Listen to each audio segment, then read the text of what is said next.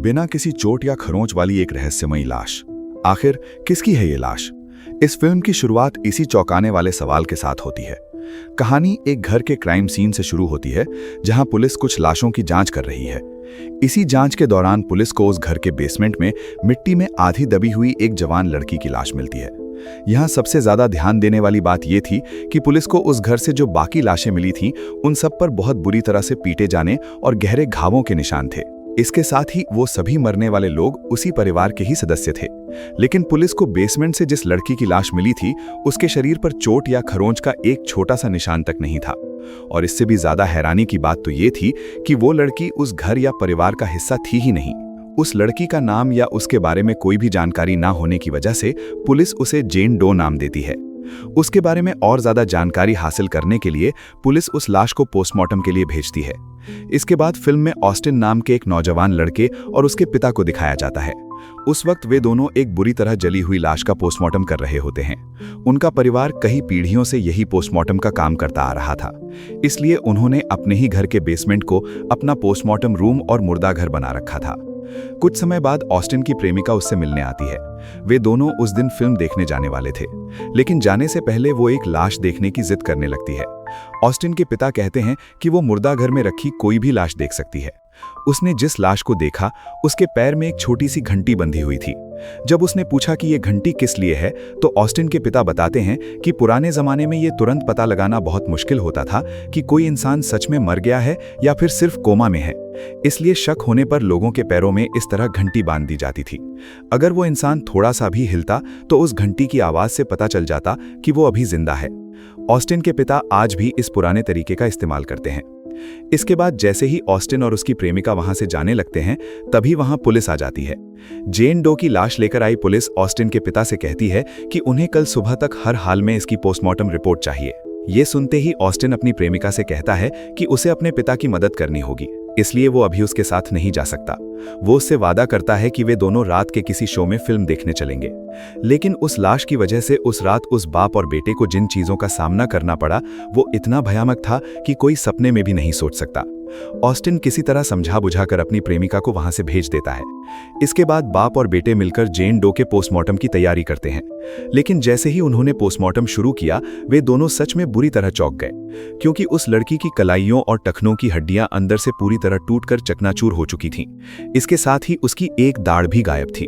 अंदर से हालत इतनी भयानक होने के बावजूद उस लाश को देखकर ऐसा लग रहा था जैसे उसकी मौत बस कुछ ही देर पहले हुई हो, यानी उसके शरीर पर बाहर से खरोंच तक नहीं थी। और ज्यादा जानकारी के लिए जब उन्हें उस लाश को चीरकर गहराई से जांचने लगे, तभी उन्हें एक और चौंकाने वाला सच पता चला। जेन डो के फेफड़ों समेत शरीर के अंदर के कई अंग बुरी तरह से जले हुए थे। इसके अलावा कुछ दूसरे अंगों पर भी गहरे घाव और जलने के बहुत ही खौफनाक निशान थे। शरीर के अंदर की हालत इतनी खराब थी, फिर भी बाहर से वो लाश बिल्कुल सामान्य दिख रही थी। उस वक्त उनके सामने सबसे बड़ा सवाल यही था कि किसी इंसान के सिर्फ अंदरूनी अंगों को ही इतना ज्यादा नुकसान कैसे पहुंच सकता है। बाहर से देखने पर भले ही ऐसा लग रहा था कि लड़की को मरे हुए ज्यादा समय नहीं हुआ है, लेकिन ऑस्टिन के पिता का ध्यान उसकी आंखों पर जाता है, जो पूरी तरह से धुंधली पड़ चुकी थीं। इसका सीधा मतलब ये था कि जेन डो की मौत असल में बहुत पहले ही हो चुकी थी। इसके बाद जब उन्होंने आगे की जांच की, तो उन्हें उस रहस्यमयी शरीर के अंदर से एक अजीब तरह का पौधा मिलता है। वो एक खास तरह का पौधा था जो किसी भी इंसान के शरीर को पूरी तरह से सुन्न या लकवाग्रस्त कर सकता था। इसी बीच ऑस्टिन के पिता को हॉल की तरफ से एक बहुत ही अजीब सी आवाज सुनाई देती है। जब वे उस आवाज वाली जगह पर जाकर देखते हैं, तो पाते हैं कि उनकी पालतू बिल्ली वहां बहुत ही दर्दनाक हालत में मरी पड़ी है। वो बिल्ली उनकी गुजरी हुई पत्नी की आखिरी निशानी थी, इसलिए उसकी मौत से वे बहुत दुखी हो जाते हैं। ये सब देखकर ऑस्टिन बुरी तरह डर जाता है। वो बार बार अपने पिता से कहता है कि आज के लिए पोस्टमार्टम यहीं रोक देते हैं और बाकी का काम कल करेंगे। लेकिन ऑस्टिन उसकी एक नहीं सुनते और उस रहस्यमयी जेन डो का पोस्टमार्टम फिर से चालू कर देते हैं। पोस्टमार्टम आगे बढ़ाने पर उन्हें जेन डो के पेट के अंदर एक कपड़े में लिपटी हुई कोई चीज मिलती है। जब वे उसे खोलकर देखते हैं, तो उसमें से जेन डो की वही गायब दाढ़ निकलती है। ये देखकर बाप और बेटे दोनों का दिमाग चकरा जाता है। भला किसी इंसान का अपना ही दांत तोड़कर उसे कपड़े में लपेटकर वापस उसी को खिलाने का क्या मतलब हो सकता है? इसके बाद जब ऑस्टिन के पिता उस लाश की चमड़ी को थोड़ा और काटते हैं तो वहां का नजारा देखकर उनके पैरों तले जमीन खिसक जाती है। उस लड़की की चमड़ी के ठीक नीचे अजीबोगरीब काले रंग के कुछ निशान और रहस्यमयी अक्षर छपे हुए थे। और सबसे डरावनी बात तो ये थी कि उसका दांत जिस कपड़े में लपेटा गया था उस कपड़े पर भी बिल्कुल वैसे ही निशान और अक्षर बने हुए थे। तभी अचानक वहां की सारी लाइटें बुझ जाती हैं और वो पूरा कमरा घुप अंधेरे में डूब जाता है। ऑस्टिन जैसे तैसे थोड़ी रोशनी का इंतजाम करके चारों तरफ देखता है तो उसके होश उड़ जाते हैं। जेन डो की लाश को छोड़कर वहां मौजूद बाकी सभी लाशें रहस्यमयी तरीके से गायब हो चुकी थीं। अभी वे कुछ समझ पाते तभी एक अदृश्य शक्ति ऑस्टिन के पिता पर जोरदार हमला कर देती है, जिससे वे बुरी तरह घायल हो जाते हैं। अपनी जान बचाने के लिए बाप बेटा वहां से भागने की कोशिश करते हैं, लेकिन जल्द ही उन्हें एहसास होता है कि रास्ता बंद हो चुका है। ना तो लिफ्ट काम कर रही है और ना ही उनके मोबाइल में कोई नेटवर्क आ रहा है। हालात तब और भी बदतर हो जाते हैं जब बाहर चल रहे भयानक तूफान की वजह से बेसमेंट का दूसरा दरवाजा भी मलबे के नीचे दबकर पूरी तरह बंद हो जाता है। अब बाप बेटे को यह पक्का यकीन हो गया था कि जब से ये रहस्यमयी लाश यहां आई है तभी से ये सारी खौफनाक और डरावनी घटनाएं हो रही हैं। यानी इन सारी मुसीबतों की जड़ जेन डो की वो लाश ही थी। इस दहशत को हमेशा के लिए खत्म करने के इरादे से वे एक बार फिर उसी पोस्टमार्टम रूम में जाते हैं और जेन डो की लाश को आग लगा देते हैं। लेकिन वहां कुछ ऐसा हुआ जिसकी उन्होंने सपने में भी कल्पना नहीं की थी। सब कुछ उनकी उम्मीद के बिल्कुल विपरीत हो रहा था। उस मुर्दे से निकली आग इतनी तेजी से भड़की कि देखते ही देखते पूरा कमरा उसकी चपेट में आ गया और पोस्टमार्टम रूम धूं धूं कर जलने लगा। ऑस्टिन और उसके पिता ने हार नहीं मानी और फायर एक्सटिंग्विशर की मदद से जैसे तैसे उस आग को बुझाया। लेकिन आग बुझने के बाद जो मंजर उनके सामने था उसने उनके रोंगटे खड़े कर दिए। जेन डो की लाश बिल्कुल वैसी ही थी जैसी पहले थी। इतनी भीषण आग के बावजूद उसके शरीर पर जलने का एक निशान तक नहीं था। ये देखकर वे दोनों दहशत से कांपने लगे। तभी अचानक लिफ्ट चलने की आवाज सुनाई दी और अपनी जान बचाने की आखिरी उम्मीद में वे दोनों लिफ्ट की तरफ भागे। लेकिन उनकी बदकिस्मती देखिए, लिफ्ट का दरवाजा कहीं अटक गया था और लाख कोशिशों के बाद भी बंद नहीं हो रहा था। तभी सन्नाटे को चीरती हुई एक छोटी सी घंटी की आवाज उनके कानों में पड़ी। ये वही घंटी थी जो पहले एक मुर्दे के पैर में बंधी हुई थी। उस आवाज से ऑस्टिन इतना डर गया कि उसने अपनी पूरी ताकत लगाकर एक कुल्हाड़ी उसी दिशा में फेंक दी जहां से आवाज आ रही थी। कुल्हाड़ी फेंकते ही वो आवाज अचानक रुक गई। जब ऑस्टिन ये देखने के लिए धीरे से बाहर निकला कि आखिर हुआ क्या है, तो जो उसने देखा उसे देखकर उसकी रूह कांप गई। सामने उसकी अपनी प्रेमिका की लाश खून से लथपथ पड़ी थी, जिसकी जान अनजाने में खुद ऑस्टिन के हाथों ही चली गई थी। असल में उस घंटी की आवाज सुनकर जो कुल्हाड़ी फेंकी गई थी वो सीधा ऑस्टिन की प्रेमिका को जा लगी। उस गहरे घाव की वजह से उसकी मौके पर ही मौत हो गई। दरअसल ऑस्टिन ने उससे वादा किया था कि वे रात को किसी शो के लिए बाहर जाएंगे और वो उसे लेने ही वहां आई थी। अपनी आंखों के सामने अपनी प्रेमिका की बेजान लाश देखकर ऑस्टिन का दिल टूट गया और वो फूट फूट कर रोने लगा। उस भयानक माहौल में कुछ समझ नहीं आ रहा था, फिर भी ऑस्टिन के पिता ने किसी तरह उसे संभालने और ढांढस बंधाने की कोशिश की। इसके बाद जेन डो के शरीर के पीछे छिपे और भी गहरे राज जानने के लिए वे दोनों एक बार फिर उसी ऑटोप्सी रूम में वापस लौटते हैं। वहां जब ऑस्टिन के पिता उसके ब्रेन सेल्स यानी दिमाग की कोशिकाओं की जांच करते हैं तो उनके सामने एक ऐसी सच्चाई आती है जो किसी को भी दहला दे।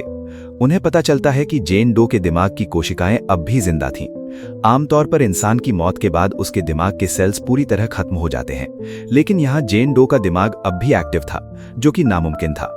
इसके बाद ऑस्टिन के पिता ने उस रहस्यमयी कपड़े के टुकड़े की बारीकी से जांच शुरू की जिसमें जेन डो का वो टूटा हुआ दांत लपेटा मिला था। उस कपड़े के टुकड़े पर रोमन भाषा में कुछ लिखा हुआ था। जब उन्होंने उसे बहुत ध्यान से देखा तो उसमें 207, 1693 और 17वीं शताब्दी के बारे में कुछ बातें लिखी हुई मिली। ऑस्टिन ने बिना देर किए इन सब का मतलब खोजना शुरू किया तो उन्हें एक चौंकाने वाली सच्चाई पता चली। 17वीं शताब्दी में कुछ लड़कियों पर जादूगरनी होने का इल्जाम लगाकर उन पर बेइंतहा जुल्म किए जाते थे और उन्हें बड़ी ही बेरहमी से मार दिया जाता था। लेकिन हकीकत में वो लड़कियां कोई जादूगरनी नहीं बल्कि पूरी तरह बेगुनाह थीं। ये सब जानकर ऑस्टिन के पिता को एक बात साफ हो गई कि जेन डो की मौत अभी हाल ही में नहीं हुई थी, बल्कि उसे तो 17वीं शताब्दी में ही मार दिया गया था। तब से लेकर आज तक उसके शरीर की कोशिकाएं यानी सेल्स जिंदा थे और यही वजह थी कि उसकी बॉडी सदियां बीत जाने के बाद भी इतनी ताज़ा और सही सलामत दिख रही थी। ऑस्टिन के पिता को अब यह पक्का यकीन हो गया था कि जेन डो के साथ उस वक्त जो भी दरिंदगी हुई थी वो उन सब का बदला अब वे उनसे लेना चाहती है। वो चाहती है कि जो भयानक दर्द उसने सहा वही तड़प और वही दर्द ये दोनों भी महसूस करें। जब वे उसका पोस्टमार्टम कर रहे थे और उसके शरीर को काट रहे थे तो वो सारा दर्द उसे सचमुच महसूस हो रहा था और अब वे उसी का बदला ले रही थी। यही वजह है कि अब जेन डो बिना किसी रहम के उनसे अपना खौफनाक बदला ले रही है। ये सब समझने के बाद ऑस्टिन के पिता जेन डो की लाश के पास जाते हैं और रोते हुए उनसे माफी मांगते हैं। वे गिड़गिड़ाते हुए कहते हैं, हमें माफ कर दो, तुम्हें जो भी बदला लेना है वो मुझसे ले लो, लेकिन मेरे बेटे को यहाँ से सही सलामत जाने दो। उनकी बात खत्म होते ही एक रूह कंपा देने वाला मनवर शुरू होता है। अचानक ऑस्टिन के पिता की कलाइयों और टखनों की हड्डियां अपने आप चटकने और टूटने लगती हैं। सिर्फ इतना ही नहीं, उनके शरीर के अंदरूनी अंगों पर भी वैसी ही गहरी चोटें आने लगती हैं जैसी जेन डो के शरीर पर थीं। जब ये असहनीय दर्द बर्दाश्त से बाहर हो गया तो वे तड़पते हुए ऑस्टिन से भीख मांगने लगे कि बेटा मुझे मार डालो और मुझे इस भयानक दर्द से आजाद कर दो।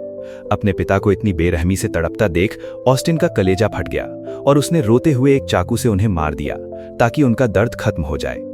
इसके बाद जो दिखा वो होश उड़ा देने वाला था। जैसे ही ऑस्टिन के पिता की मौत हुई, ठीक उसी पल जेन डो के शरीर के सारे जख्म जादू की तरह भरने लगे और उसकी लाश पहले की तरह बिल्कुल साफ और सही सलामत हो गई। इसके बाद ऑस्टिन वहां से निकलने का कोई रास्ता ढूंढने लगता है और भटकते हुए वो ऊपर एक अटारी यानी एटिक में पहुंच जाता है। तभी अचानक उसे वहां एक अजीब सी आहट सुनाई देती है और जैसे ही वो पीछे मुड़कर देखता है, उसके पैरों तले जमीन खिसक जाती है। सामने उसके पिता की लाश खड़ी थी। ये खौफनाक मंजर देखकर ऑस्टिन इतना डर जाता है कि उसका संतुलन बिगड़ जाता है और वो वहां से सीधे नीचे गिर पड़ता है। इस ऊंचाई से गिरने की वजह से ऑस्टिन की मौके पर ही मौत हो जाती है। अगली सुबह जब पुलिस पोस्टमार्टम रिपोर्ट लेने के लिए वहां पहुंचती है तो अंदर का नजारा देखकर उनके होश उड़ जाते हैं। पुलिस को वहां एक नहीं बल्कि तीन लाशें मिलती हैं, ऑस्टिन, उसके पिता और उसकी प्रेमिका की। लेकिन पुलिस के लिए सबसे ज्यादा चौंकाने वाली बात यह नहीं थी कि वहां 3 मौतें हुई हैं, बल्कि असली हैरानी की बात तो कुछ और ही थी। हैरानी की बात यह थी कि जेन डो की बॉडी में रत्ती भर भी बदलाव नहीं आया था। वो पहले की तरह ही बिल्कुल वैसी ही दिख रही थी। उसे देखकर ऐसा लग रहा था मानो अब तक उसका पोस्टमार्टम शुरू ही नहीं हुआ है।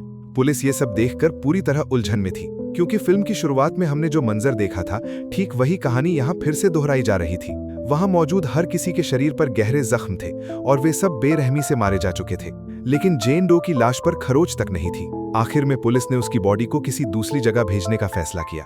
जब जेन डो को एम्बुलेंस में रखकर ले जाया जा रहा था, तभी हमें उस लाश के पैर की एक उंगली धीरे से हिलती हुई दिखाई देती है। इसी बेहद डरावने और रोंगटे खड़े कर देने वाले सीन के साथ ये फिल्म यहीं खत्म हो जाती है। अगर आपको ये कहानी पसंद आई हो तो चैनल को सब्सक्राइब करना और वीडियो को लाइक करना ना भूलें। देखने के लिए आपका बहुत बहुत शुक्रिया।